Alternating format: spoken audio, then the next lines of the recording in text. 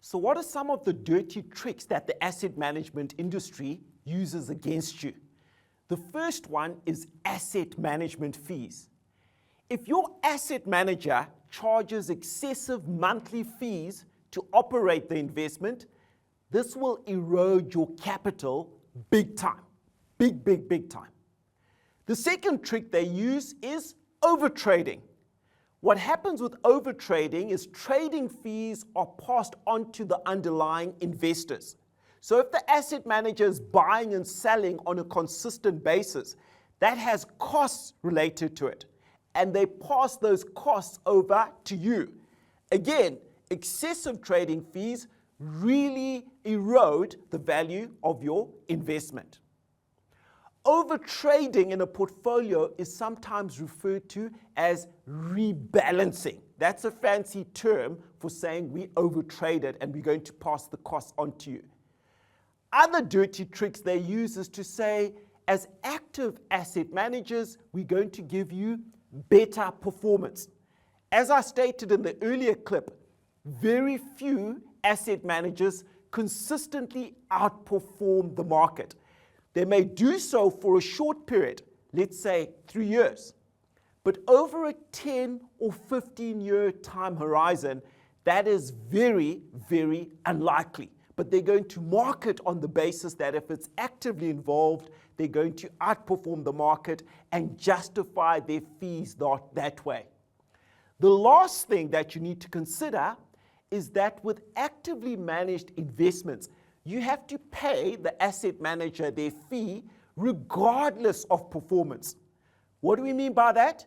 Even if the asset manager doesn't fulfill the target they've met or they've set in terms of your returns, you still have to pay them their fee.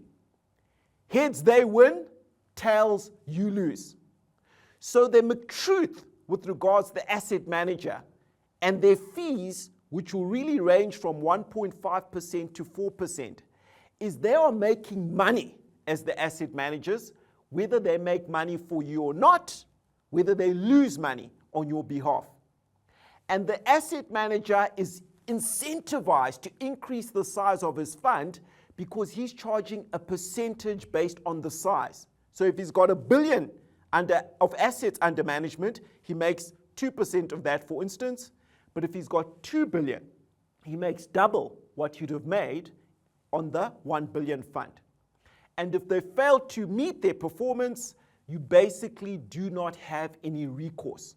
So most of the asset management industry is based on advertising, and very few of them have actually anticipated market failures, such as what we saw in 2008. So what are you paying for? What are you actually paying for? So here's the truth on active asset management.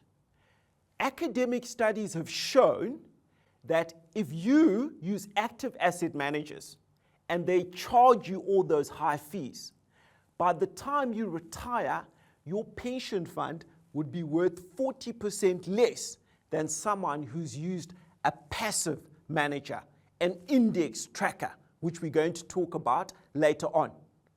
And actually, most of these active asset managers can't predict, can't anticipate huge failures in the market like we had in 2008. So what are you actually paying for?